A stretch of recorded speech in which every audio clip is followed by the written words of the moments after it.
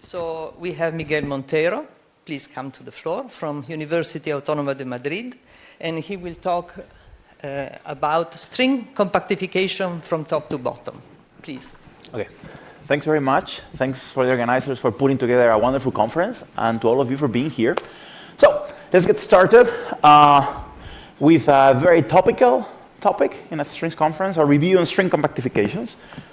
Here it is. Perfect. Okay, so we'll ignore Pauli's remarks about Kaluza-Klein theories. For those of you that are very new to the field, you may have studied the vanilla 10-dimensional, very symmetric, very supersymmetric solutions of string theory in 10 dimensions and 11 dimensions. But this is not all there is. There's many more solutions. And a very efficient way of getting solutions from string theory is you start with the 10-dimensional ones, which are formulated in Minkowski space, and you change that. You replace the Minkowski space by a lower dimensional Minkowski factor times a compact manifold. This compact manifold is called the compactification manifold. This is a compactification. And of course, you cannot just put whatever manifold you like, whatever metric. It has to solve the string theory equations of motion. And you can take manifolds which have all kinds of sizes and shapes. They can be large compared to the string scale, in which case you can study with effective field theory, or they can be very, very small. You need to study with gravity. Now, you might be thinking, string compactifications, why are we hearing about this? The topic is ancient. It's a really old topic. In fact, string compactifications were discussed at length in the first string theory textbook published in 1987, the Green-Schwarz-Witten. I am younger than the textbook, and I am balding already. This is how old the topic is. So why are you hearing about it today? Well, the reason is threefold. First of all, the topic is very old, sure, but it's also very important. And the previous talk made a great way, made it much clearer than I could ever. We need to understand string compactifications if we're going to connect string theory with observations. It can be more important if string theory is the right quantum theory of gravity that describes our universe. Even if you're not directly concerned with that just now, and you should.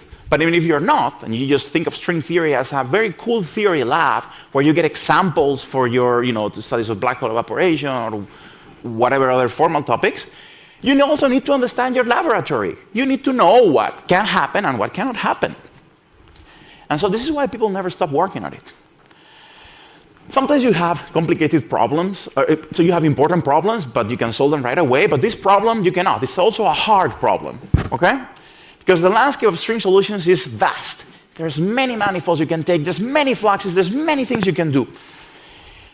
And so that leads people to talk about a whole landscape of string compactifications. You have one theory with many, many, many solutions. It's very complicated to itemize, describe, and understand all of this. And we're just not done yet.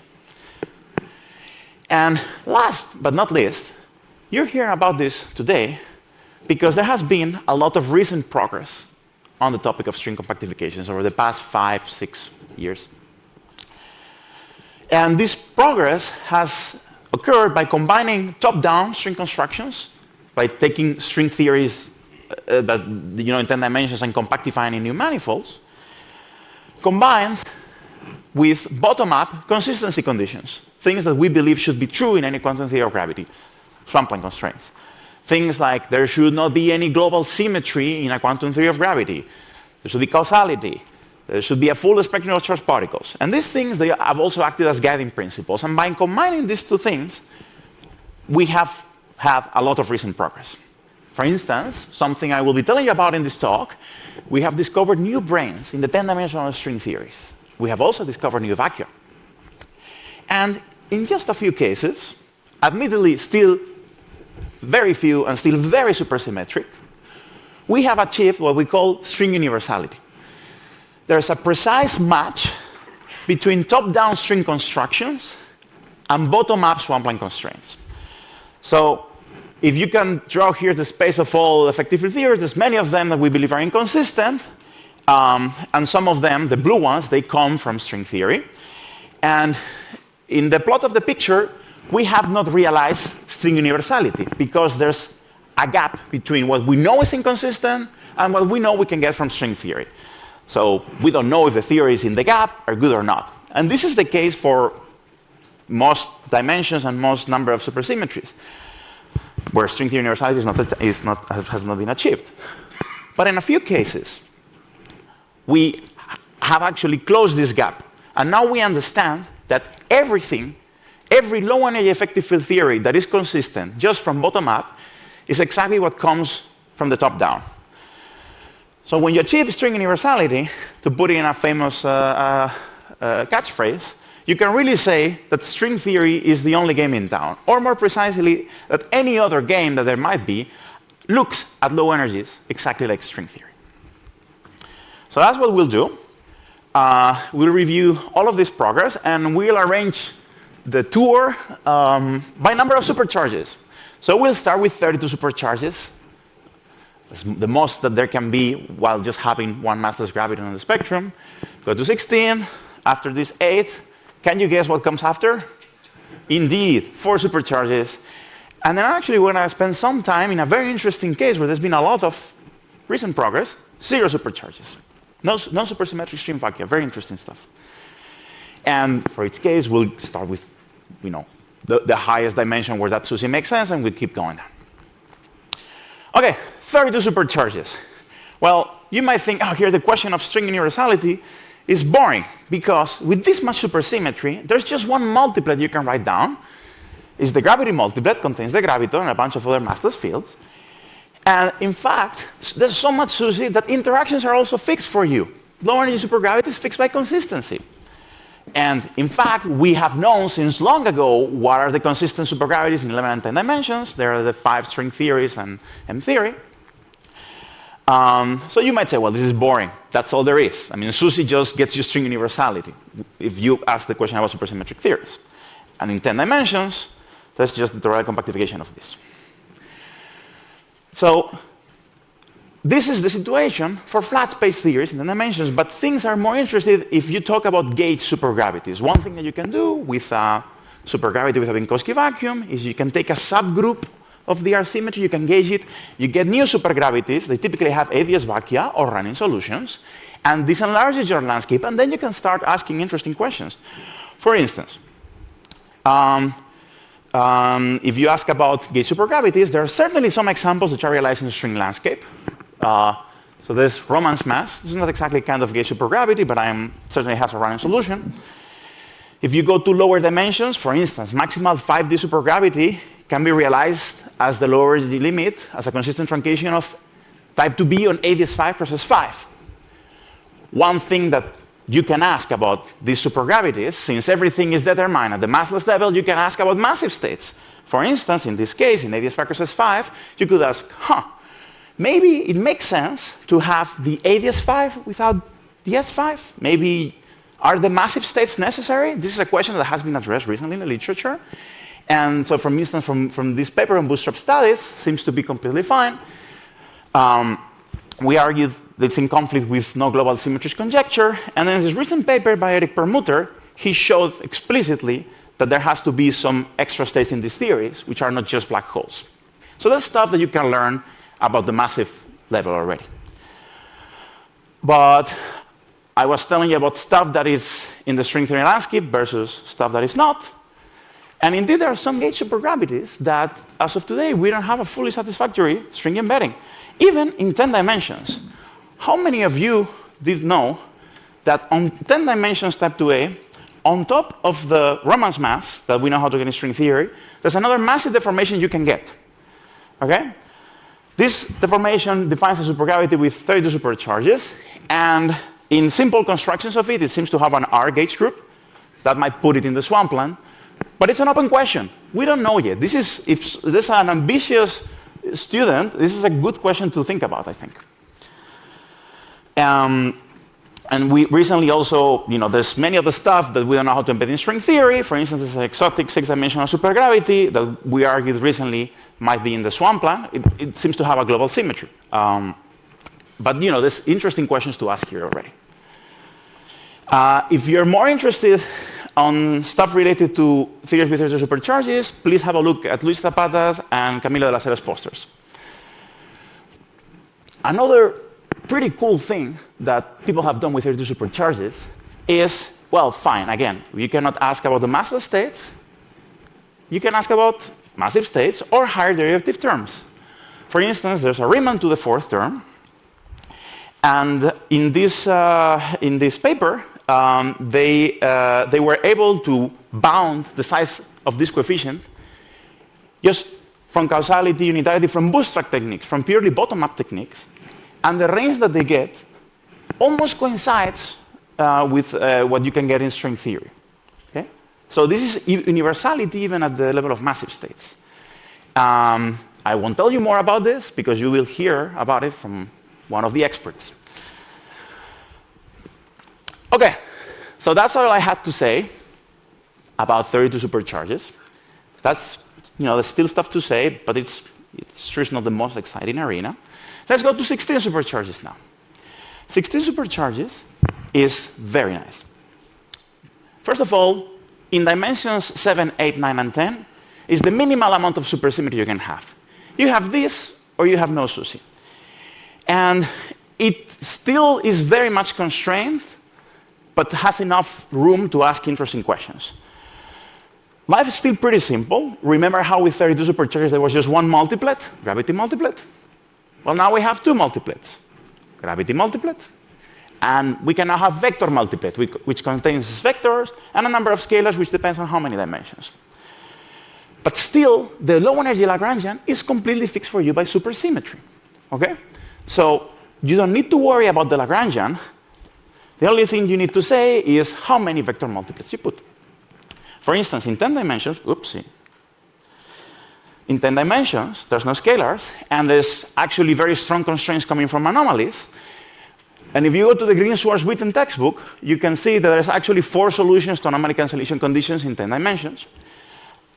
There's these two. The first two you can find in string theory, and the other two are nowhere to be found in string compactifications, and they were understood much later in a 2010 paper by Adams, DeWolf, Taylor, which actually coined the term string universality, and more recently from Swampland point of view, that these two possibilities are inconsistent.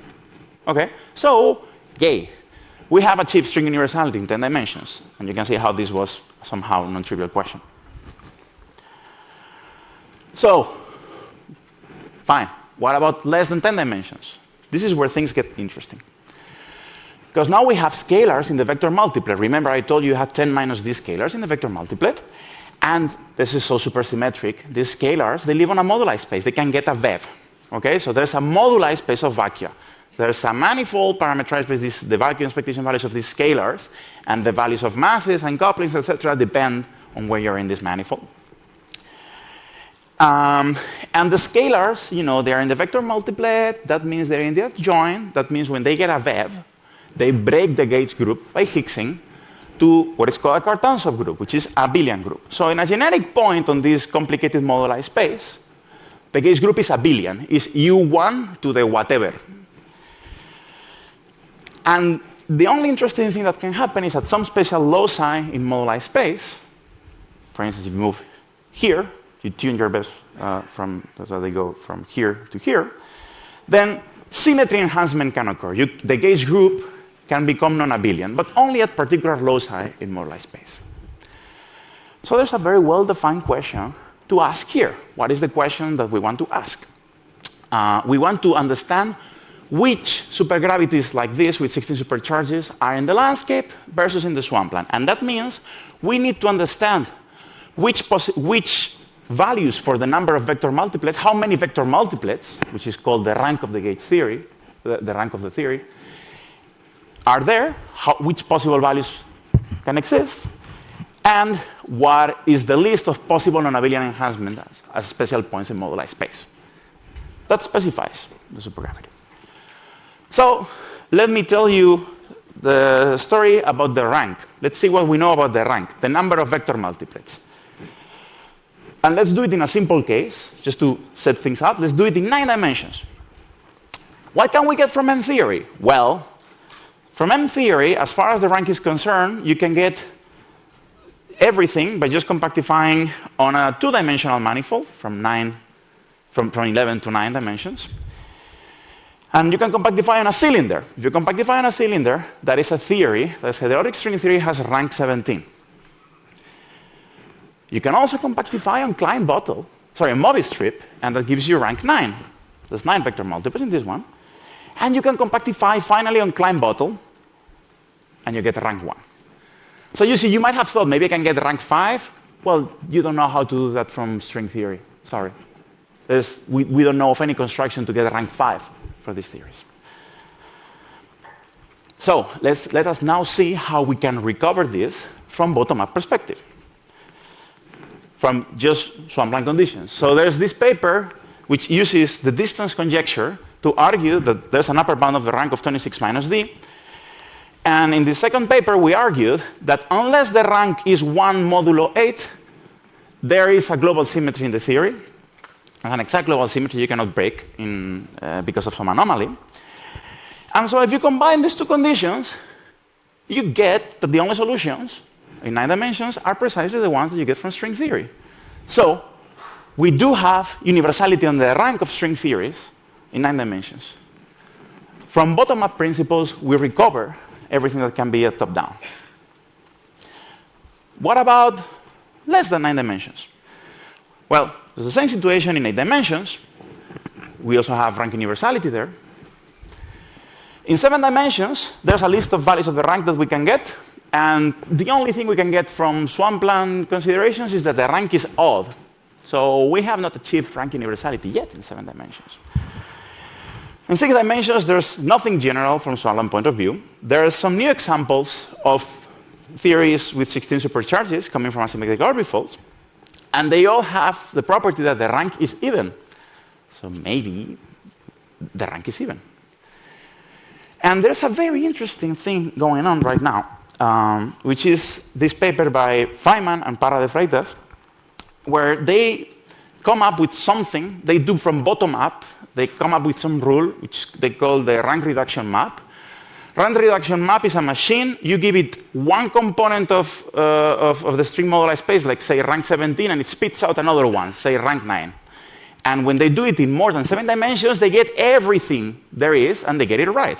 So then they go, well, let's just apply the map in 6 dimensions. Why not? It should work. When they do this, they find 47 components of moduli space. Okay? And 30 of them are new. We knew of 17. So we don't know whether all these components have a string embedding or not. It's a very interesting question that people are trying to figure out right now.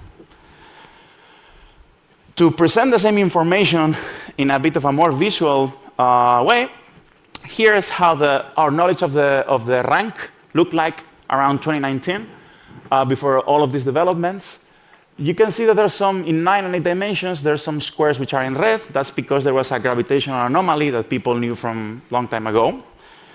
But once you impose these swampland principles, the table today looks like this. First of all, there's no yellow in 9 dimensions or 8 dimensions. That means that everything is in green, meaning you can get it from top-down string theory, or in red, meaning that it's inconsistent. And there's a few squares in 7 dimensions, and as you can see, there's plenty of stuff in 6, 5, and 4 dimensions. I've also shaded in orange those theories that, those values of the rank that appear in this new list by Feynman and Parra de Freitas. Okay, it's an interesting question. There's many string vacua that we don't know here. And another thing that happens is that some of these vacua appear repeated. So there are some values of the rank for which there's 2 different components of moduli space. They have the same value of the rank. And I'll come back to this later. OK. So that was it about the rank. The rank is number of vector multiplets, a generic point of moduli space. But we also need to understand what are possible non-abelian enhancements for these theories. What do we know from top-down? Well, there's a calculation. There's an amazing paper by this group where they just go ahead and do the full top-down string calculation of the full list of non-abelian enhancements. It's insane. There's like 300 of them. And then there's bottom-up considerations coming from Swampland. So using a technique called brain probes, we can get the full list of algebras. But we are also interested in the question of what is the global form of the gauge group. For those of you that don't know, the global form is the question, for instance, SU2 and SU2 mod Z2, they have the same algebra, but they're different as groups. So we want to understand all possible global quotients that appear here. And from the bottom up, there's not a full classification, but there was some constraints on the global form of the gauge group. And it's important to notice that these constraints appeared before this analysis was done. So what that means is that these constraints, when they appeared, like this can happen, this cannot, blah, and blah, they were predictions from bottom up for the top down. And they were precise predictions, things like, SPn mod Z2 is only possible when n is a multiple of 8, which they were then later verified from this list of top-down constructions. So it's a very nice interplay between the two things. There are scatter results. There's no systematics for this question in less than 7 dimensions. But there's many open questions. Just to give you a question which is, as far as I know, still open, is can you argue from, consistency of brain probes, bottom-up Swampland principles, whatever, that the gauge group of heterotic string theory is what we know it has to be. In heterotic string theory in 10 dimensions, the gauge group is spin 32 divided by a certain Z2. Why not just spin 32? As of now, I don't see anything wrong with a theory which just has spin 32 gauge group. So that's a question we'd like to understand. There's also been lots of progress beyond supergravity. Just like in 32 supercharges, we were thinking not just at the level of massless fields, but also massive. In 16 supercharges, we can do the same. And there's been beautiful developments, particularly about the topological sector of the theory. What do I mean the topological sector? Well, all of these theories are supergravities. They have a Lagrangian. And you can add topological couplings to the Lagrangian. And we have understood recently that in several of these theories, you need to introduce new topological couplings that we have missed before to cancel certain discrete anomalies. For instance, in good old type 2B in 10 dimensions, there is a duality anomaly unless you add a certain kind of topological counterterm that was not there before. And in this paper, which I think is just beautiful, they find actually a gravitational anomaly on M theory on the Klein bottle. Like, one of the simplest compactifications on the nose has a global gravitational anomaly. And they show it's cancelled because in the M theory deduction on the Klein bottle, there's a discrete three-form, a very exotic field. But once you introduce it and you take into account the couplings correctly, it cancels the anomaly. Okay? It's beautiful consistency conditions. So some topological couplings are fixed for you by anomalies. They have to be there if you want to cancel anomalies. But sometimes an even cooler thing happens, which is that you can have topological couplings that are not fixed by anything, like a theta angle in QCD. And then that brings to you an embarrassing question. How many, let's say, versions of M theory are there? Is there just one M theory? For instance, there's one theta angle which was described in M theory in 11 dimensions. So you might say, well, there's actually two different versions of M theory. They look the same, exactly the same at the massless level, but they differ on the theta angle. Is that the case or not? So we don't know the answer in general, but we made some progress. So for instance, remember when I gave you the table with the values of the rank? There were some entries which were in blue because they were repeated. We found some theta angle that duplicates some of the components of moduli space in 9 dimensions. And it can also happen that you think there's a discrete theta angle at the massless level, but actually it's fixed to be 0 by consistency. The most recent example of this was this paper by Tachikawa and Zhang. They talk about the Z3 angle that you could put in heterotic supergravity, or heterotic string theory, and it's just fixed by consistency of the worksheet. So sometimes the theories can double, sometimes they may not. It's a very interesting question we still are trying to understand. And there's many more stuff on theories with 16 supercharges I haven't had time to review. For instance, recently we have a very good understanding of all their infinite distance limits, the towers of states there. So I suggest that you go see Veronica or Nacho's posters in the poster session today, because they will talk about these topics. Very good. Another thing that we've done is we've discovered new brains. Okay? We have not just discovered new vacua, new components of moduli space. We have not just confused ourselves with having things like discrete theta angles. We also discovered new brains. So for instance, in type 2B string theory, there's a new 7 brain, which we call the R7 brain, because it implements as you go around it, it implements a monodromy of reflection symmetry in the duality group. And there's many additional brains constructed in heterotic string theory. And these are very nice. They have an actual worksheet construction. And it's a super interesting topic. But I'm not going to tell you about it, because you're going to hear from Kazuya in the coming days. Now, a lot of this, certainly in the R7 brain case, but also I think morally in the other cases, is derived from an idea that was put forth in 2019 by Jake McNamara and Kumrum Bafa, which is called the coverdism conjecture. There's a lot of people who has worked on this, as you can see by the blob there. The basic idea is that, we don't like global symmetries in quantum gravity, but if you glue non-trivial topology to flat space, for instance, well, this non-trivial topology, you cannot get rid of it in an easy way. It's kind of conserved. So it kind of becomes like a global charge, sort of. We don't like that. So you need to introduce new objects to break the global charge. And this is a way to justify the existence of all of these new guys. By the way, of course, one reason why we had missed all of these guys before is because all of the objects in this list, they are non-supersymmetric. Okay? Very good. So there's been a lot of progress with 16 supercharges. I love 16 supercharges. It's time to move on. We move to the arena of 8 supercharges, where there's also has been a lot. 8 supercharges starts to get difficult, okay? So this is the familiar Calabi-Yau case, includes 6D, 5D, and 4D. And things are getting more complicated. There's less SUSY, so there are more things that you can do. You can have, on top of vector multiplets, you can now have hypermultiplets and tensors in 6 dimensions. And the Lagrangian is no longer determined by supersymmetry. It's constrained by supersymmetry, but it's no longer fully determined.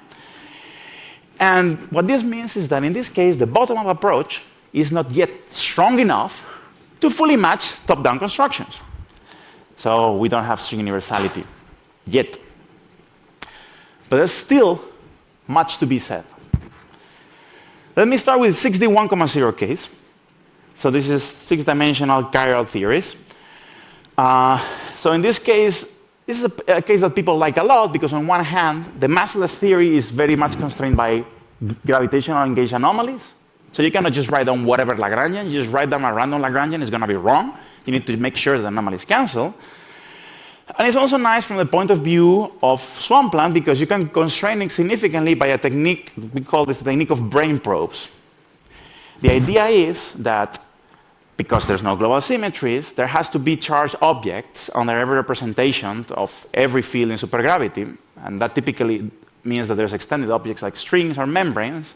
And sometimes, if you're not careful and you just write down a string or a membrane, its word volume theory can be non-unitary, even if the bulk theory looks fine.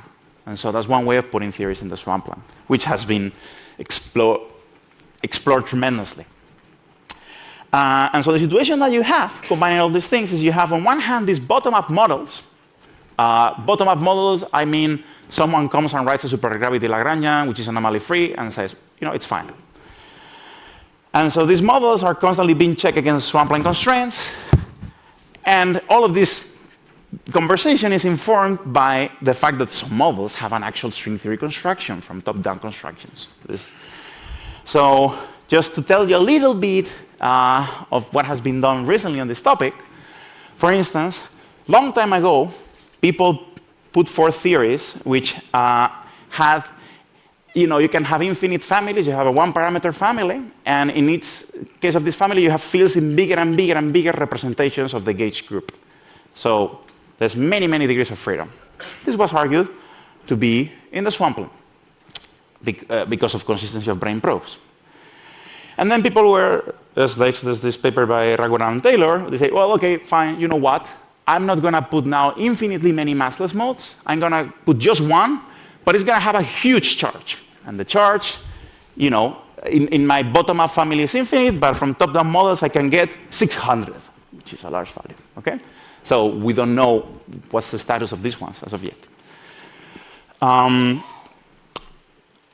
And there's conversations all the way. For instance, from top-down constructions, people found out that there's a phenomenon where certain gauge groups only appear, they never appear by themselves. They always appear embedded in bigger groups. And this was understood from swampland point of view. If it's a consequence of no global symmetries conjecture, that this has to be the case. There's more swampland constraints, anomalies of discrete symmetries. And the latest thing that has happened is, you see this is like an arms race. One side puts forth a new constraint, and then the other people come up with a model which evades all known constraints. And this is where we are now. There's these papers by Yuta Hamada and Gregory Lodges, where they really have put lots and lots and lots of families of new theories. And so, the struggle continues. If I give you the impression, if this looks a lot more chaotic than the previous slides, that was the intention. It's a much more messy. It's fun. One thing that I would like to stress is that since 1 year ago or so, we know that the Kodaira condition is just not true in general. What is the Kodaira condition? The Kodaira condition is just some condition that is automatic in all F-theory models, some condition on supergravity couplings, some Green-Schwarz terms they have to add up to 0. And people, for the longest time, every F-theory model satisfies that, so people started thinking, maybe this is swampland constraint, maybe this is something that we can argue from the bottom up. We now know it's not the case, okay? It's always true in F-theory, but it's broken by quantum corrections. So that was something new that we learned. Let's keep going down, 5 dimensions. N equals 1 and N equals 2, for N equals 2. So here, honestly, as I've been doing for not all, but most of the talk, I will focus on Calabi-Yau setup, Minkowski vacuum, not ADS. There's still constraints from these brane probes, and they reproduce parts of the Calabi-Yau geometry, but it's not as strong as in higher dimensions. And the focus has been on just checking, this is an arena where you can check swampland constraints. If you're interested in swampland very much, this is cool because you can check that the wave gravity conjecture happens in some complicated ways, so it's good evidence for it. But it's something that is going on. An interesting thing, very interesting thing from the landscape point of view is that there's new examples of theories with this supersymmetry, which are unlike what we had before. There's new examples from asymmetric orbifolds and, in particular, quasi-crystal compactifications. What is this thing? It's an old technique. It's from the 80s. Okay.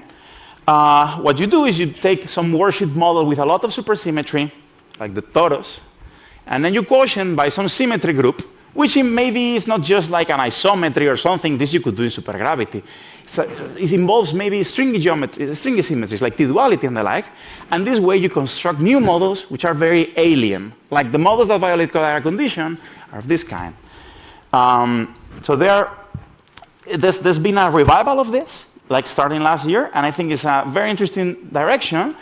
And it's one that gives me a lot of peace of mind because I know that given enough resources, we could get them all. There's a finite number of them. Crystallographic actions on Lorentz and tori, they're not fully classified, but we have theories, there's a fine number of them. Okay? So, given enough resources, we could completely map out this corner of the string landscape. Now, there's even more stuff going on 5D equals 1 and 4D equals 2. There's, connections to the species scale, and there's something very interesting called the emergence proposal, where you try to get the values of all the couplings of the theory to emerge from quantum effects. These are two very interesting ideas. And there's, of course, also, I forgot to mention, there's We now have numerical ways to get metrics on Calabi-Yaos. Getting a metric on Calabi-Yao is super complicated. You can do this numerically. This is pretty cool stuff, all of this. But I won't tell you any more about it because there's talks about all these 3 topics. So you will learn about it from the experts.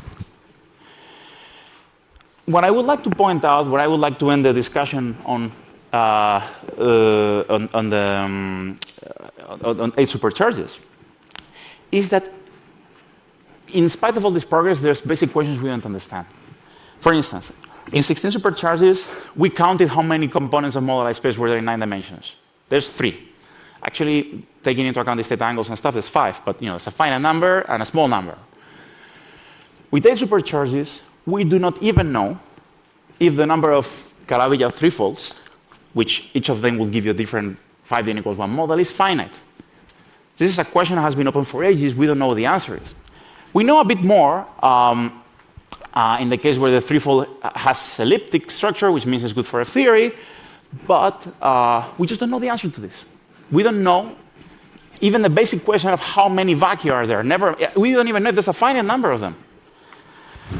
And there's also like very nice effective field theories that you would really like to get from string theory, but that we don't know how to do that. For instance, Huri Tarathi gave a gong show in Strings 2022 where she talked about 5d n equals 1 pure supergravity.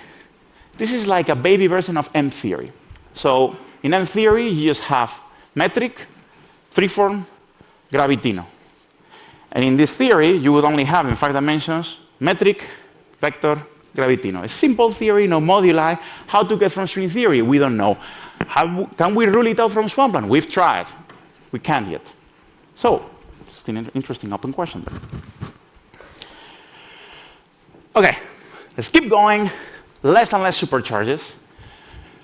4 supercharges. Now, this starts to get interesting to compare to the real world. With 4 supercharges, remember the moduli I was telling you about? There's this moduli space of these guys. With 4 supercharges, there's new effects, and typically these guys get a potential. For instance, in type 2b string theory or in type 2a, you get the potential from fluxes plus corrections. There's been a lot of recent progress, particularly in this leading piece on this flux potential. So one natural question you could ask is the same question I was asking before. How many vacua do we have? Now you can ask at several levels. Is how many Calabi-Yau topologies can you put the theory on? And what I'm asking here now is, on a given topology, when you put fluxes, how many flux vacua are there? And there's been lots of recent progress using a mathematical formalism called limiting mixed host structures and time geometry, to the point that people have been able to prove recently that in these cases, there cannot be an infinite tail of Minkowski vacua. Prove rigorously. So that means if you fix Calabi-Yau, you fix fluxes, a situation like this can't happen. There's always finite number of vacua in the asymptotic tails of the potential. Now, this framework of mixed host structures is very interesting and very powerful, and I would like to highlight this paper by Damian van der Heijstek, where he actually uses this framework. He used this framework to essentially bootstrap Calabi-Yaus.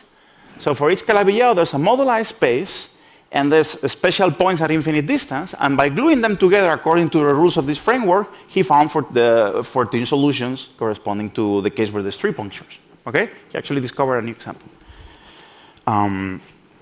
So this is really, in the 5d n equals 1 context, it's really like a bootstrap approach. You start with some initial principle, the mixed host structures, and then you just go on. And there's been all sorts of new ideas. For instance, this paper by Severin Lust uses essentially a generalization of the Hairy-Ball theorem to try and find minima in moduli space. So they have a moduli space with a complicated superpotential. It's a mess, right?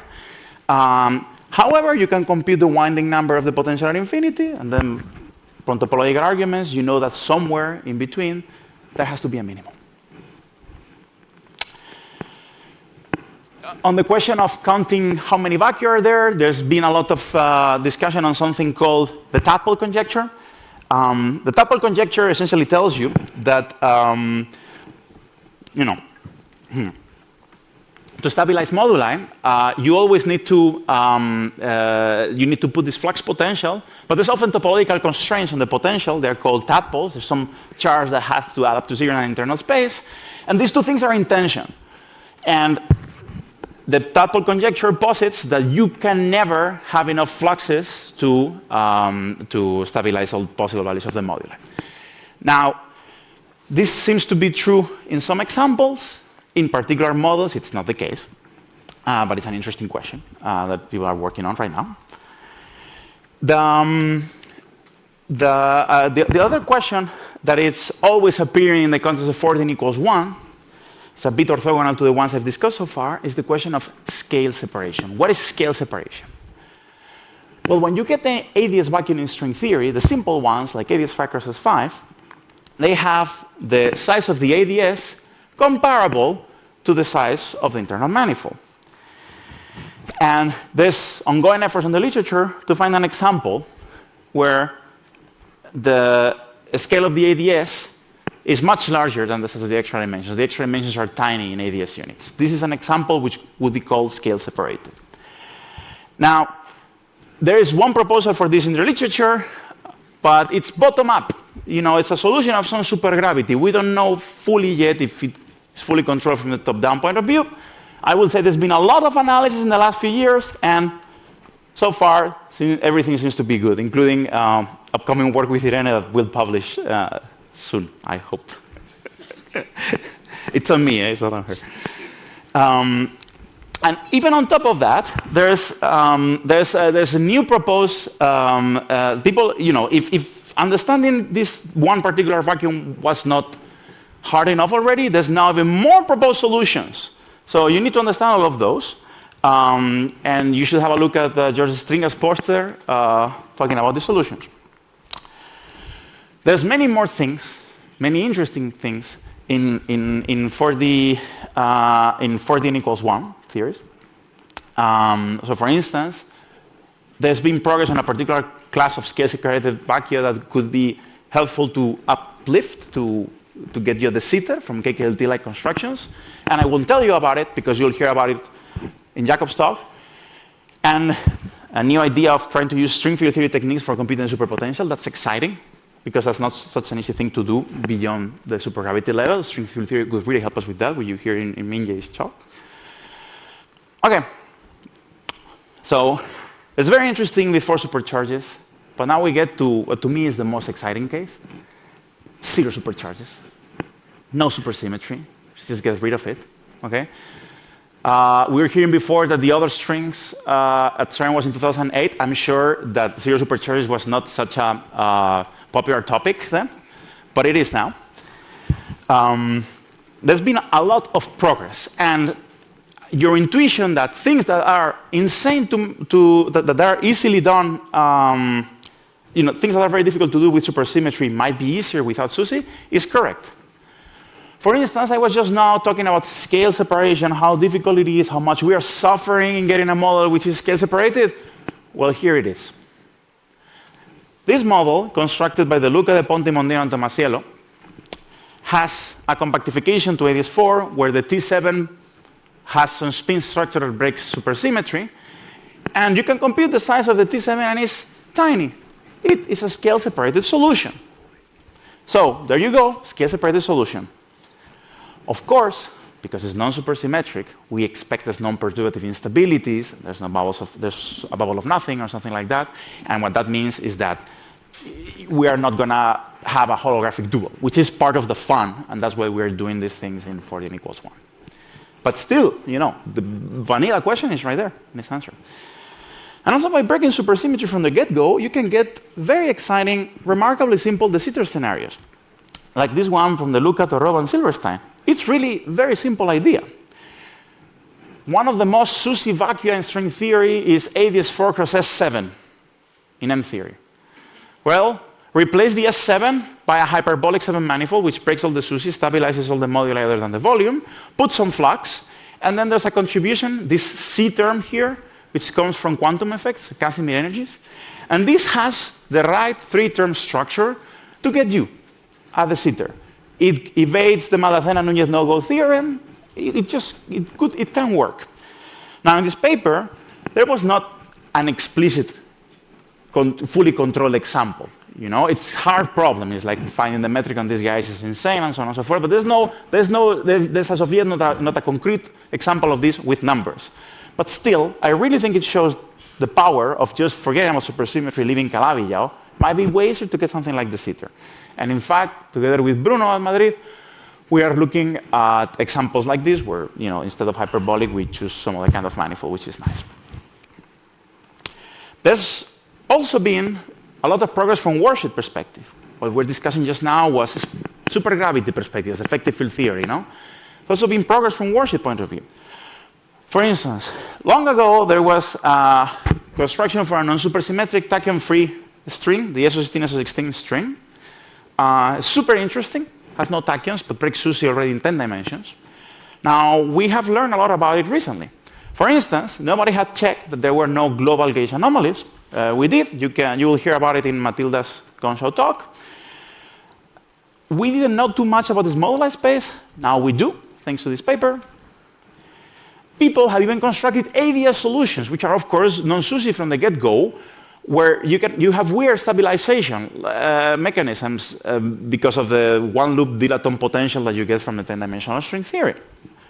Stuff that would have given you like a linear dilaton background in supersymmetric strings now gives you an ADS. That's interesting. And you could always worry: did we get them all? Did we get all non-SUSY strings back in the day? There could have been more. Maybe there's this non-SUSY SO16, maybe there's more fun stuff. Well, we know since last year that this is not the case. We have a full classification. We know we got all heterotic string theories, SUSY and non-SUSY ones from the worldsheet in this paper. There's nothing we're missing.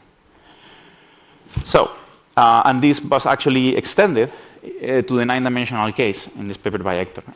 Not all part of moduli space, but it's still this progress. So that's for 10-dimensional theories. We actually also have new stuff in less than 10 dimensions. And all of it is tachyon-free. Some of the vacua that we have, they have a linear dilaton background. That means that the vacuum is not Lorentz invariant. And those are near horizon geometries of non-supersymmetric branes. As I learned from Justin Cady, it's very interesting. I imagine that Kazuya will talk a bit about this point. But we also have solutions which are completely nice, vanilla, Minkowski at 3-level, but non-supersymmetric and without tachyons. And in particular, there's a paper which is appearing today by Baikare, Tarasi, and Bafa, where they construct 3 new examples. I learned about this from Huri's talk in Swamplandia last week. And they construct 3 new examples of non-supersymmetric tachyon-free string theories, completely nice from the worldsheet. They get the examples in 4 dimensions, 6 dimensions, and 8 dimensions. Okay? The 6-dimensional one has SU5 gauge groups, which got me thinking about guts and stuff. But it's a very interesting thing. And I think Kan is going to talk about it in his poster, so please drop by. One very interesting thing of all these theories is that they have positive one-loop vacuum energy. There seems to be a pattern that whenever you have a string theory which is tachyon-free, non-supersymmetric and tachyon-free, the one-loop vacuum energy generated is positive. I don't understand why that is. It's an interesting pattern. So that's another question for people to understand. And it's very interesting also because having a positive scalar potential was one of the assumptions of the Maldassena-Núñez no-go theorem. So maybe in these non-supersymmetric theories, it's way easier to find the sitter, even just with a simple classical supergravity compactification. Of course, it's not so easy. People have come up with no-go theorems that also work in this, for instance, the SO16 and SO16. But maybe these new ones evade it? Who knows? There's even more stuff that I don't have time to cover. For instance, there's a phenomenon called misaligned supersymmetry, by which even non-supersymmetric string theories, Bose-Fermi degeneracy, you would say this is a thing of SUSY theories. Well, it's not. It also holds approximately in the UB tail of the spectrum for non-SUSY string theories. It was shown for closed string theories. Now it has been extended to open string sectors. It means that even the non-SUSY strings have very nice UV properties when it comes to quantum corrections. There's new models, non-SUSY models with open strings. And there's even whole classes of compactifications that haven't been explored, like nil manifolds, which is some sort of group manifold, where there's signs that there might even be a classical de Sitter. This is something that certainly needs to be explored further. Super interesting stuff. To finish just with one last interesting idea, there's been models of transient acceleration. What does that mean? Well, you know, if we want to connect string theory to the real world, if you want to explain today's accelerated phase, you don't need a model of inflation or of acceleration that lasts forever, just that works for a while. We haven't been accelerated that long in cosmological terms. And so when you start thinking about it like this, you get all sorts of new ideas. For instance, instead of a de Sitter minimum, you could be in a de Sitter maximum. That's maybe easier. Or you could try to get models of transient acceleration by spatial curvature or higher order corrections. Very interesting stuff, which I'm only flashing because you'll hear about it in Shusha's talk, and for related ideas also dropped by Finn's poster. So, with this, we reach the end of this short review. We just grazed the surface. There's much more that I don't have time to cover. But I hope that at least one thing was clear. We are currently in a time of exploration. This thing is exploding. There's new stuff happening almost every day. It's extremely exciting. Finding new string compactifications and things about the string landscape doesn't feel like you're constructing a model or you're inventing a setup. It really feels like you're discovering something, a solution that was already there in place, and you're just learning about it. And by combining new and old ideas in top-down constructions, together with bottom-up swampland constraints that tell you where the stuff is not, I really believe we can fully charge the string landscape and find where we are in it. But it's a major effort. It's going to take a lot of manpower and time. So we need all the help that we can get, and I hope that you will join us in the adventure. Thank you.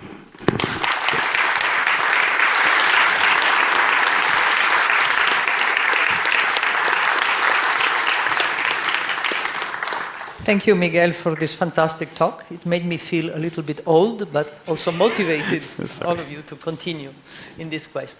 Are there questions?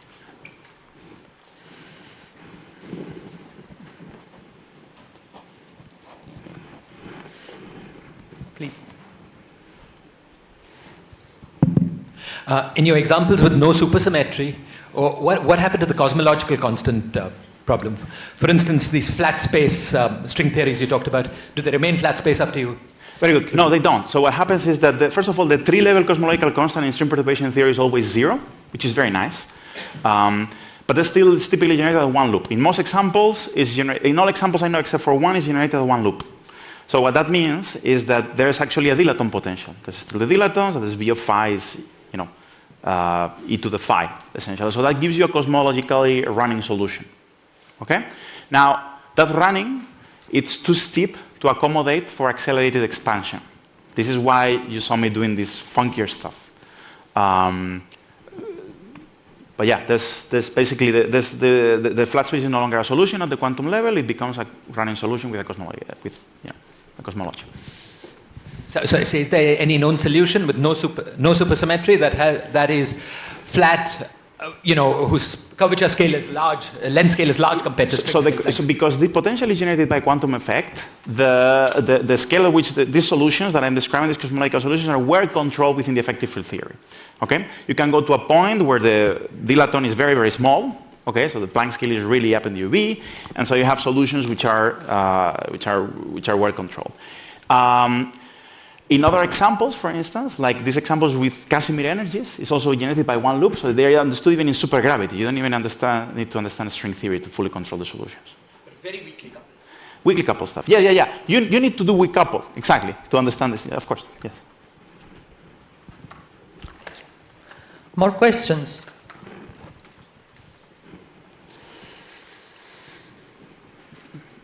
Don't be shy.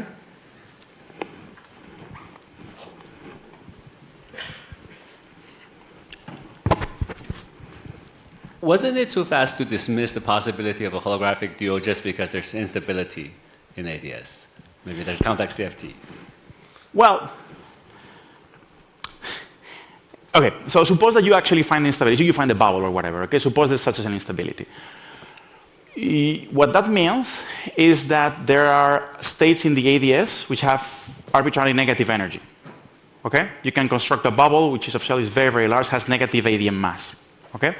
So it's below the unitarity bound of the dual CFT. You could try to do stuff with a, non-unitary CFT maybe, but it's a weird kind of non-unitarity, right? Because you would need to have like conformal dimensions with a real part which is unbounded below.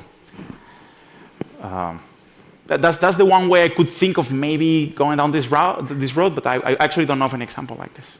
I would expect this to be just like resonances. I mean, you might have to, of course, extend or slightly generalize the notion of the axioms of CFT, but maybe certainly for sure not with unitary CFT. With non-unitary, yeah, but that's why I'm specifically talking about complex CFTs.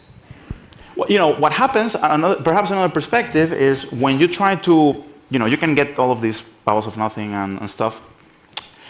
Even in simple examples, you can get like as QFTs naively of branes at singularities, okay, and you could ask, what does the fact that you have a bubble of nothing mean in the dual brane picture? What typically it means is that the force between the branes becomes repulsive, so you cannot bring them together. So certainly that way of getting this dual CFT fails.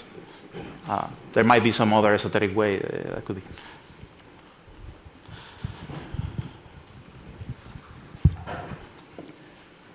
Questions and comments?